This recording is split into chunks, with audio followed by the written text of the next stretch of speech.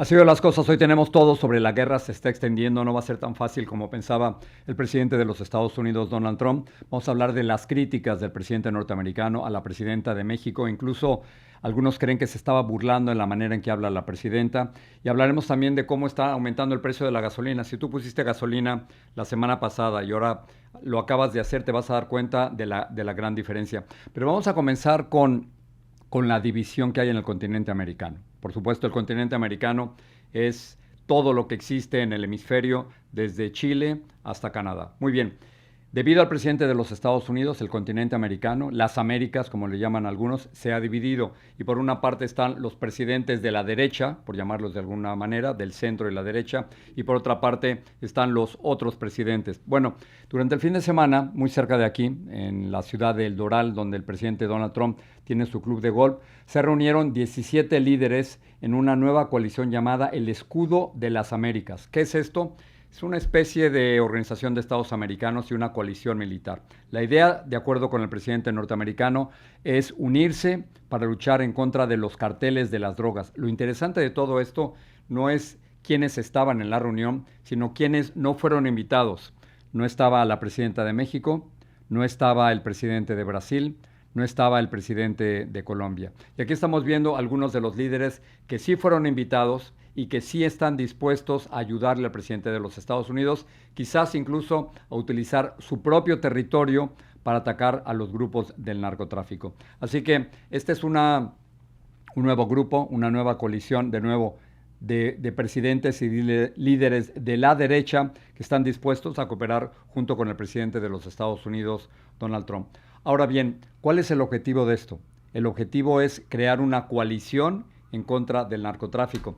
Pero aquí hay que entender un poco las palabras del presidente Donald Trump. Si él habla del narcotráfico, realmente está hablando de México, está hablando del lugar del país en América Latina donde se ha concentrado estos grupos criminales. Muy bien, este es el objetivo puesto en palabras del presidente Trump.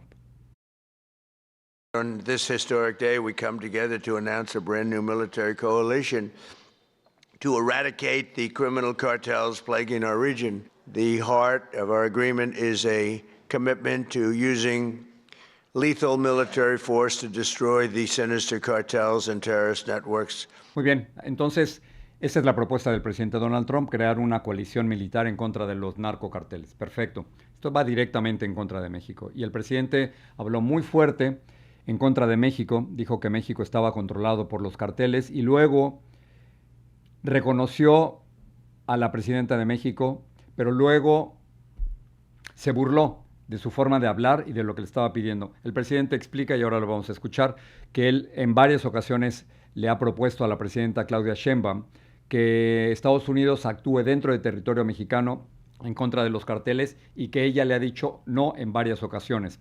Así es como el presidente lo recuerda. Look, it's coming through Mexico. And I like the president very much. She's a very good person. She's got a beautiful voice, a beautiful woman, but beautiful voice. President. I said, let me eradicate the cartels. No, please, President. We have to eradicate them. We have to knock the hell out of them because they're getting worse. They're taking over that country. The cartels are running Mexico. We can't have that. Too close to us, too close to you.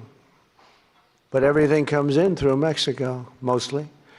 Muchos creen desde luego que esa no es manera de hablar de la presidenta de México, pero al mismo tiempo hay una crítica durísima en donde el presidente Donald Trump sigue insistiendo que México es el centro de la narcoviolencia y que los narcocarteles están controlando partes de México. Cuando le preguntaron sobre esto a la presidenta mexicana, dijo que había que escuchar bien las palabras del presidente Donald Trump y que analizarlo con cabeza fría. No solo de México habló el presidente Donald Trump, también habló de Cuba en términos fatalistas, diciendo que Cuba está al final de la fila y que está viviendo en estos instantes sus últimos momentos. Donald Trump sobre Cuba. As we achieve a historic transformation in Venezuela, we're also looking forward to the great change that will soon be coming to Cuba. Cuba's at the end of the line. They're very much at the end of the line. They have no money, they have no oil, they have a bad philosophy, they have a bad regime that's been bad for a long time. I would think a deal would be made very easily with Cuba. But for 50 years I've been hearing, as a little boy, I'd be hearing about Cuba. Cuba's a disaster. But I've been hearing so much about Cuba. But Cuba's in its last moments of life, as it was. It'll have a great new life, but it's in its last moments of life the way it is. So, and as these situations in Venezuela and Cuba should make clear under our new doctrine, and it is a doctrine, we will not allow hostile foreign influence to gain a foothold in this hemisphere. That includes the Panama Canal, which we talked about. We're not going to allow it. And together we'll protect our sovereignty, our security, and our cherished freedom and independence. Donald Trump diciendo que Cuba está en sus últimos momentos y otros están incluso hablando sobre un tiempo muy específico. En el Miami Herald se ha reportado las declaraciones del presidente Donald Trump cuando estaba con el equipo Inter de Miami, en que decía que en un par de semanas después de encargarse de lo que está ocurriendo en Irán, podrían concentrarse en lo que está ocurriendo en Cuba. Pero del lado del régimen yo no he escuchado absolutamente ningún tipo de renuncia o de aceptación de negociación con el gobierno de los Estados Unidos. Así que quizás el siguiente gran conflicto que veamos después, primero fue desde luego Venezuela, luego es Irán, posiblemente sea en el caso de Cuba. Y lo interesante es que sí hay negociaciones, a pesar de que dentro del exilio cubano eso había sido uno de los temas prohibidos. Sí hay negociaciones, o ha habido negociaciones, entre miembros del equipo del secretario de Estado Marco Rubio, junto con el Cangrejo, que es uno de los parientes de Raúl Castro. Y entonces este tema que era prohibido se está haciendo cada vez más y más patente. Ya veremos exactamente qué es lo que ocurre con Cuba. Dentro de esa reunión de las Naciones del Escudo de las Américas, habló el secretario de Estado Marco Rubio, lo hizo en español, y esto fue lo que dijo. Cover in Spanish. You all right about that? Oh, good.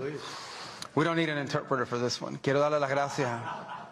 I think I'm a good interpreter. You'll find out in a second. But las gracias a los países que están aquí hoy. Estos países, primero, el presidente ha hecho esta región una prioridad en su administración. Hay muchos presidentes que han dicho que lo van a hacer, pero él lo ha hecho y se lo agradecemos. Y muy agradecido a los 12 países que están aquí hoy. Estos son países que no solamente son aliados, son amigos. Son países que siempre responden cuando hay una necesidad y trabajan en conjunto con nosotros, y queda mucho por hacer. Estos son países que tienen una gran población, mucho potencial, y queremos ser sus socios en desarrollar sus países, sus economías y su seguridad. Y le doy las gracias de verdad por estar aquí en el día de hoy con nosotros. Dicen, Marco Rubio, no son solo aliados, sino amigos. ¿Qué pasa con Colombia? ¿Qué pasa con México? ¿Qué pasa con Brasil? Estos países quedaron a un lado. La que estaba totalmente fuera del lugar era Kristi Noem. Horas antes había sido despedida, la corrió el presidente de los Estados Unidos de su puesto como secretaria de Seguridad Interna por varias cosas, por las redadas, por la brutalidad de las redadas, por la muerte de 2 ciudadanos estadounidenses que no eran terroristas domésticos como ella lo había dicho, y también por una campaña increíble de $220 millones en la que ella era la protagonista. ¿Quién le autorizó a ella a hacer eso? Hay todo un debate sobre si el presidente lo autorizó o no lo autorizó, pero entonces, ¿qué hizo el presidente norteamericano? La quita del Departamento de Seguridad Interna y la pone como enviada especial para el Escudo de las Américas. No conozco exactamente cuál es el background de Kristi Noem, pero yo jamás he escuchado que ella es especialista en América Latina o especialista en relaciones internacionales. Como quiera que sea, la sacan de un puesto y luego la ponen en otro y viene a dar este discurso, si se fijan, con puras generalidades. This Shield of Americas will be a powerful example to the rest of the world about what's possible. There's nothing like this happening today anywhere else in the world. And the way that we cooperate on our shared ideals of freedom and of democracy and safety and security will be a shining light to all of those who wish to be more like all of us. Las declaraciones de Kristi Noem, y seguramente va a haber algún tipo de conflicto con Marco Rubio, porque Marco Rubio ha tomado el liderazgo en la creación de esta coalición llamada Escudo de las Américas, y ahora de pronto le ponen a Kristi Noem, quizás solo para no despedirle, que se quedara sin ningún puesto, o quizás que se quedara sin inmunidad dentro del gobierno norteamericano. Ya que estamos hablando de eso, continúan los ataques de las fuerzas navales de los Estados Unidos en contra de supuestas lanchas que llevan drogas. Este es el último incidente que tenemos que reportar. Estamos viendo cómo una lancha es atacada en el Pacífico. Hay 6 personas muertas de acuerdo con la información oficial. Esto eleva a casi 200 el número de muertos en los ataques de las fuerzas navales de los Estados Unidos en contra de lanchas que supuestamente llevan drogas desde el sur hacia el norte. Pasamos directamente a la guerra. Se ha extendido la guerra. No va a ser tan rápido como pensaba el presidente de los Estados Unidos a Israel en contra de Irán. Y no solo no es tan rápido, sino que la misma estructura de la dictadura iraní sigue ahí presente. Hay un nuevo líder. Desde luego asesinaron al ayatollah Khomeini y ahora su hijo, que estamos viendo aquí en esta fotografía, su hijo de 56 años, que se llama Mojtaba Khamenei, es el nuevo líder de Irán. Pero fíjense el background de este nuevo líder. No solo es de la misma línea dura de su padre, sino que en el pasado ataque en el que mataron al ayatollah Khomeini, mataron también a su madre, mataron a su esposa y mataron a uno de sus hijos. Díganme ustedes si alguien con este background va a tener la predisposición de negociar con el gobierno de los Estados Unidos. Sigue siendo un gobernante de línea dura, es un gobernante que por supuesto no le gusta al presidente de los Estados Unidos, que él quería personalmente decidir quién sería el próximo líder de Irán. Entonces, las cosas no han salido tan fácil, es decir, el hecho de haber quitado al líder iraní no significa que se ha destruido la misma estructura dictatorial del régimen iraní, y la guerra, por supuesto, continúa extendiéndose a otros países. Muy bien, vamos a ver lo que está pasando con la presidenta de la Unión Europea. Hace solo unos días, la Unión Europea había tomado una posición muy dura respecto a los ataques de los Estados Unidos en contra de Irán y había decidido criticar al régimen iraní, pero no apoyar la guerra. Y ahora parece ser que están sugiriendo que apoyan la idea de un Irán libre, la presidenta de la Unión Europea. And I want to be clear. There should be no tears shed for the Iranian regime. This regime has inflicted death and imposed repression on its own people. They slaughtered 17,000 young people. And this regime has caused devastation and destabilization across the region through its proxies armed with missiles and drones. And many Iranians inside the country and across Europe and the world have celebrated Ayatollah Khamenei's demise, as have many more people across the region. They hope that this moment can open a path towards a free Iran. And I think the people of Iran deserve freedom, dignity, and the right to decide their own future, even if we know this will be fraught with danger and instability during and after the war. Quizás la posición de la Unión Europea está cambiando un poquito, están esperando un Irán libre, pero eso no es lo que existe actualmente. Irán no es un país libre, no es un país democrático, y no solo eso, sino que sigue siendo un país que puede reprimir a sus ciudadanos. Este es el caso del equipo iraní de fútbol, el equipo femenino. Fueron a un torneo en Australia y entonces el equipo iraní, como protesta en contra del régimen, decidió no cantar el himno nacional. Y entonces el régimen iraní, que todavía tiene fuerza, podría reprimirlas cuando regresaran a su casa. Entonces, ¿qué fue lo que ocurrió? Que 5 de las jugadoras inicialmente solicitaron asilo en Australia y están actualmente protegidas por la policía, y es muy posible que parte del resto del equipo o todo el resto del equipo vaya a ser protegido también. Así que esto es el alcance de la dictadura iraní, que todavía tiene sobre sus propios ciudadanos, que le tienen miedo. El presidente de los Estados Unidos ha ofrecido, no sé si lo acabaron de ver ahí en la gráfica, el presidente Donald Trump le ha ofrecido asilo a las jugadoras del equipo iraní de fútbol soccer que se encuentran en estos momentos compitiendo en Australia y que se negaron a cantar el himno nacional de su país. Imágenes que tenemos desde Irak, en donde no solo hay muestras de explosiones, sino que hay una extraña lluvia negra. ¿Qué es lo que ocurrió? Que al atacar los depósitos de petróleo, surge este terrible humo negro y al mismo tiempo cuando llueve en Irán, y en estos últimos días ha estado lloviendo, lo que se está reportando es lluvia negra. Al mismo tiempo, cuando los depósitos de petróleo son impactados, esto reduce la cantidad de petróleo disponible en el mundo y por eso la gasolina en todo el mundo está aumentando de precio. Si tú fuiste a ponerle gasolina a tu auto, te vas a dar cuenta exactamente de todo eso. Empieza a haber nuevas críticas. Generalmente cuando hay una guerra, los políticos de ambos países, de ambos partidos, se unen. Se unen para presentar una imagen de unidad. Y ahora quiero que escuches junto conmigo las declaraciones del senador Chris Murphy, demócrata, pero son unas declaraciones muy duras porque está criticando al gobierno de los Estados Unidos por posiblemente haber estado involucrado en la muerte de 168 personas. El primer día de la guerra, la mayor parte de ellas niñas en una escuela al sur de Irán. Y por primera vez escucho a un senador demócrata o a un político norteamericano criticar por incompetente al ejército de los Estados Unidos. I think it is likely the United States that carried out this attack on this school.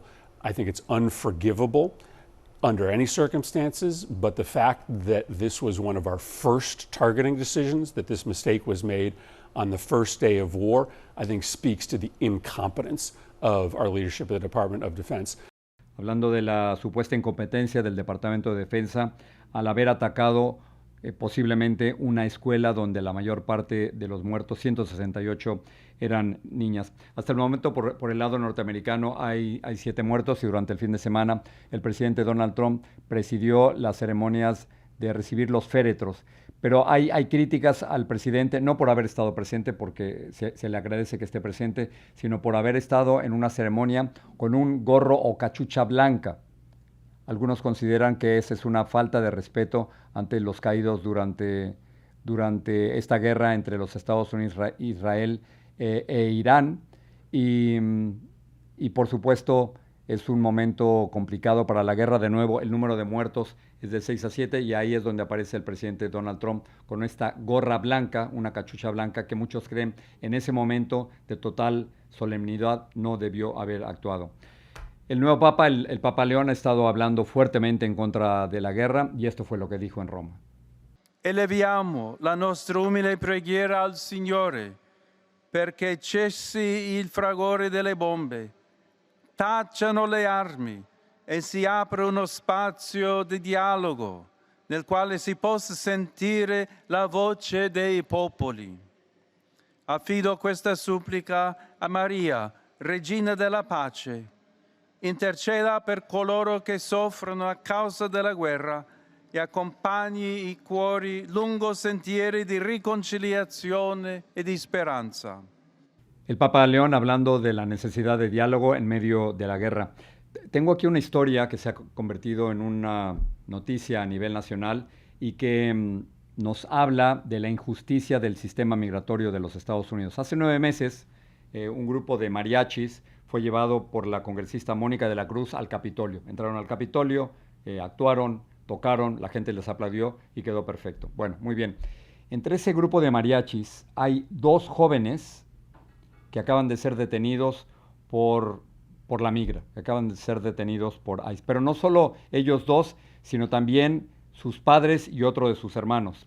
No sabemos exactamente el caso legal, pero si el presidente de los Estados Unidos dijo que iba a ir por los peores de los peores, estos no son los peores de los peores. Estos no son los peores de los peores. Eran parte de un grupo de mariachis que entró al Capitolio de los Estados Unidos. Si hubieran sido terroristas o criminales o violadores, por su identificación no hubieran podido haber entrado ahí. Pero entraron al Capitolio de los Estados Unidos con una congresista y ahora se encuentran en estos momentos en un centro de detención. Y eso es una de las inconsistencias, de las incoherencias del sistema migratorio de los Estados Unidos. Por una parte, se les aplaude en el Capitolio y poco después se les arresta. Los 5 miembros de la familia en este instante se encuentran en un centro de detención y hay varios congresistas que en este momento están luchando para buscar su propia liberación. El Departamento de Seguridad Interna no tiene dinero, no es que no tenga dinero, es que el Congreso de los Estados Unidos, particularmente los demócratas, los han bloqueado para evitar que sigan haciendo cosas que a muchos les parecen totalmente injustas. Y entonces en los aeropuertos de los Estados Unidos no hay suficiente personal para atender a todas las personas. Quiero mostrarles algunas de las imágenes que estamos recibiendo de los aeropuertos de todos los Estados Unidos, en donde hay horas y horas de fila para poder pasar solo los puestos de seguridad. Muchos de ellos, por supuesto, están perdiendo sus vuelos debido a que no hay suficiente tiempo, y esta es una pelea que hay entre demócratas y republicanos para el nuevo presupuesto del Departamento de Seguridad Interna. ¿Por qué lo están haciendo los demócratas? Porque quieren ponerle límites a la patrulla fronteriza y quieren ponerle límites a ICE. Pero entonces muchos miembros del Departamento de Seguridad Interna no están recibiendo su salario y muchos tampoco se están presentando para trabajar. El Departamento de Seguridad Interna sacó un comunicado que dice lo siguiente: este caos es el resultado directo de la negativa de los demócratas a financiar el Departamento de Seguridad Nacional. Todo en este momento, por supuesto, se encuentra polarizado y politizado. Hubo un incidente de violencia frente a la casa de Zohran Mamdani, el nuevo alcalde de la ciudad de Nueva York. Tiraron un explosivo, un artefacto explosivo. Desde luego es necesario denunciar inmediatamente cualquier tipo de violencia, y el nuevo alcalde Zohran Mamdani salió a decir lo siguiente: New York City will never tolerate violence, whether from protests or counter-protests. Many of the counter-protesters met this display of bigotry peacefully, with a vision of a city that is welcoming to all. But a few did not. Two men, Amir Balat and Ibrahim Qayyumi, traveled from Pennsylvania and attempted to bring violence to New York City. They are suspected of coming here to commit an act of terrorism. Zohran Mamdani hablando sobre el artefacto explosivo que se encontró a las afueras de su casa, donde se encontraba él y su esposa. Terminamos con otro tiroteo en la casa de Rihanna, la cantante Rihanna, a las afueras de la ciudad de Los Ángeles. Una mujer de la Florida ha sido detenida. A esta mujer le encontraron un rifle AR-15 y por supuesto hay una investigación al respecto. Y ahora sí nos vamos a nuestra entrevista. Mientras estamos interesados y preocupados por la guerra en Irán y lo que ha ocurrido, por ejemplo, en Venezuela, o durante el fin de semana con esta nueva coalición de países latinoamericanos, siguen las redadas, siguen por todos lados. Quizás de una forma más silenciosa, pero las redadas no se han detenido. Hablaremos de esto con Tania Unzueta, directora política de la organización Mi Gente.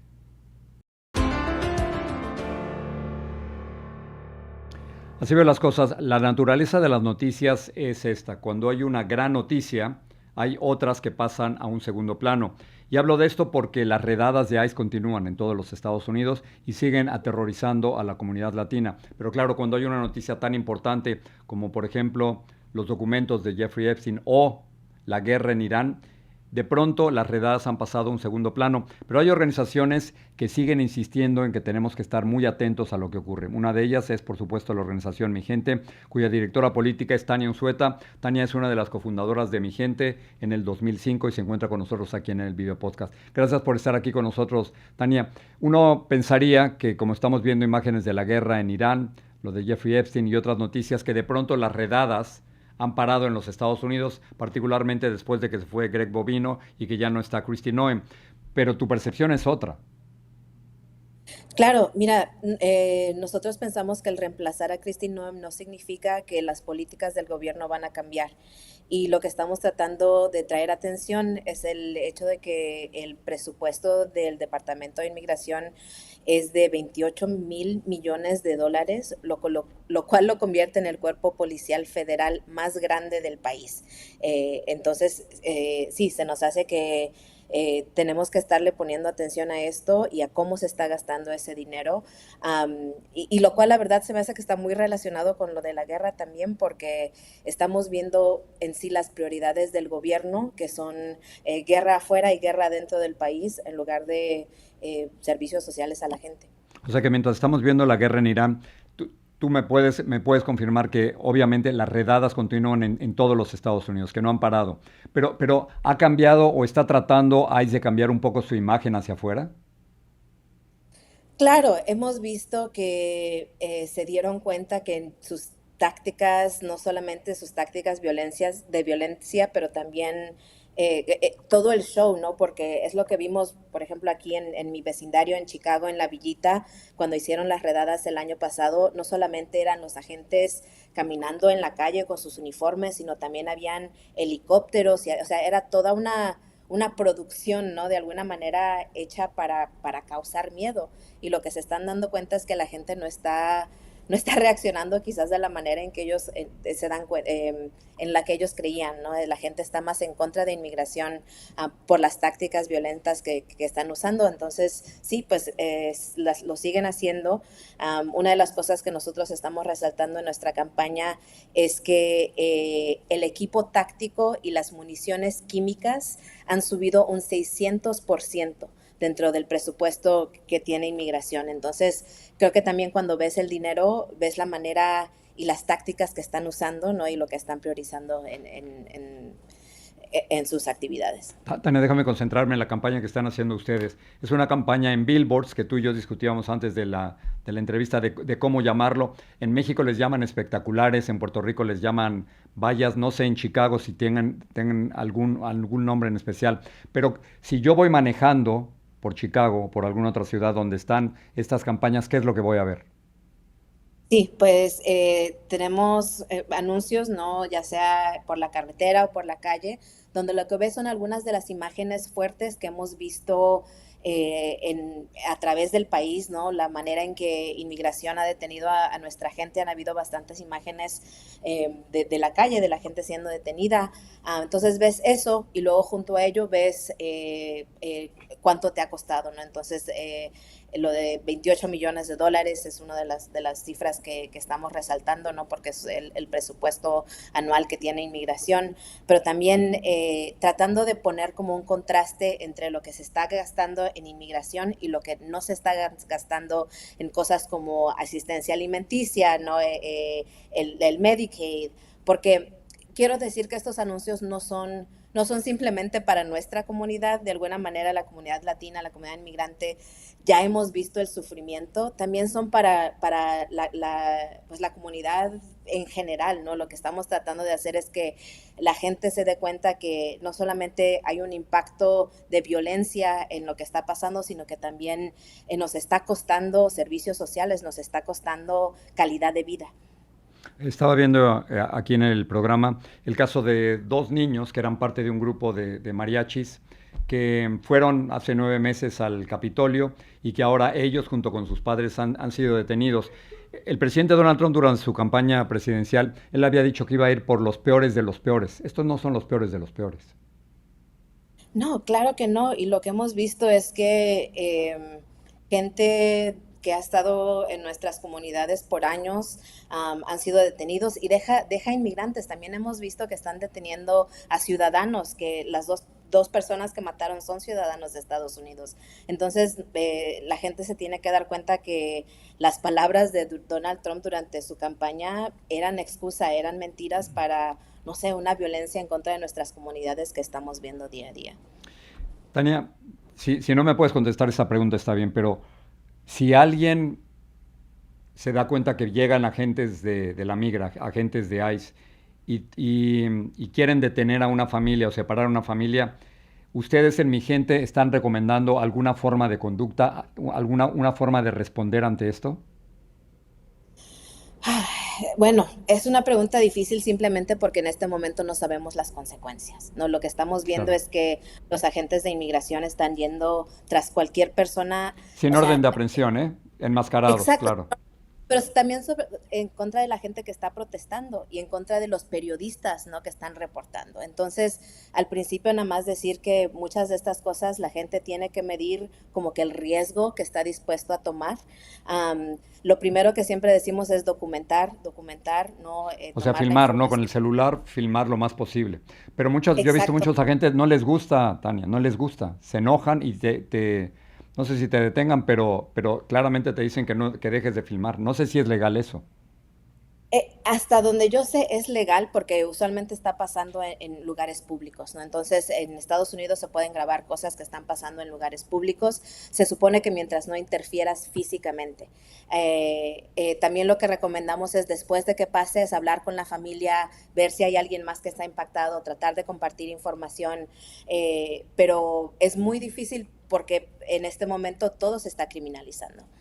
En Minneapolis me tocó ver a mucha gente que llevaba silbatos, de estos de juguete para niños, para anunciarle a la gente, a los vecinos, de que había presencia de ICE ahí en su comunidad. ¿Esto les ha funcionado en Chicago?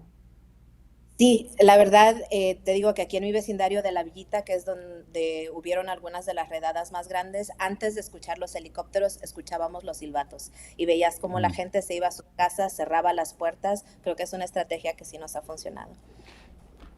Falta lo peor, Tania, todavía nos quedan varios meses antes de las elecciones para el término medio en noviembre, y me pregunto si estamos exactamente en la mitad de la tormenta. Quizás estamos un poco distraídos con la guerra en Irán o lo que ocurrió en Venezuela, pero para los inmigrantes, ¿este es el peor momento todavía?